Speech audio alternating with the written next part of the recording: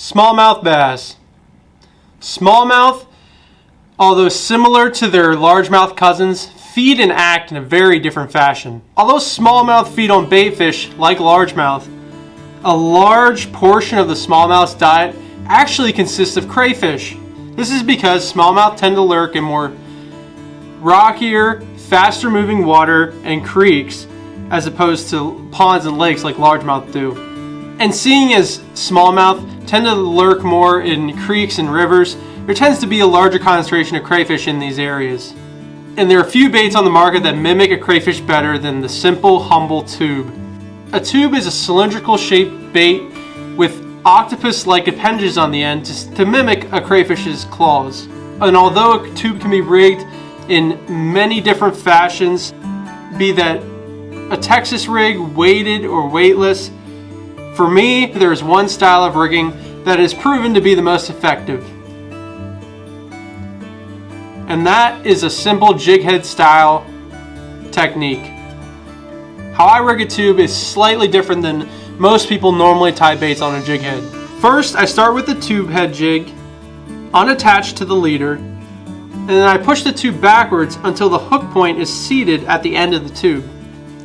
I then push the jig head eyelet through the plastic and tie the line on that end.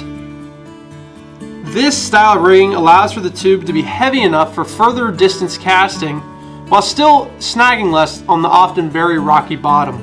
And there are three common techniques that I use when I'm retrieving these tubes. The first style of retrieve that I often use is just a simple dead drift technique. You cast the tube out and let it naturally flow through the current.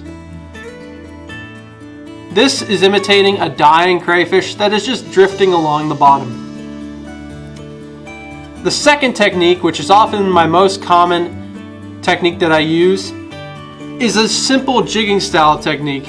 For this technique, I cast my bait out, add a few pops here and there, just to bounce the bait slightly off the bottom, mimicking a fleeing crawfish.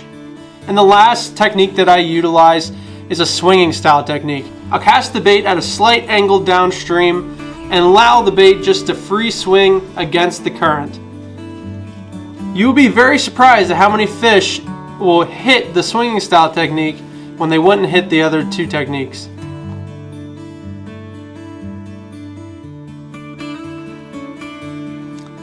Tubes, much like most baits, come in a variety of sizes, shapes, and colors to accommodate for difference in water clarity, water temperature, time of day, and the speed of the current.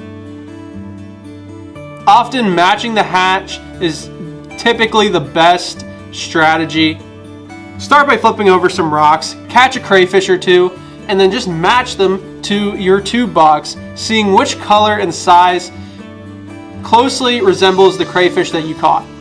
Be sure to cast these tubes into the deeper holes in the creek, as well as log jams and rocky drop-offs, and they will surely produce bites for you.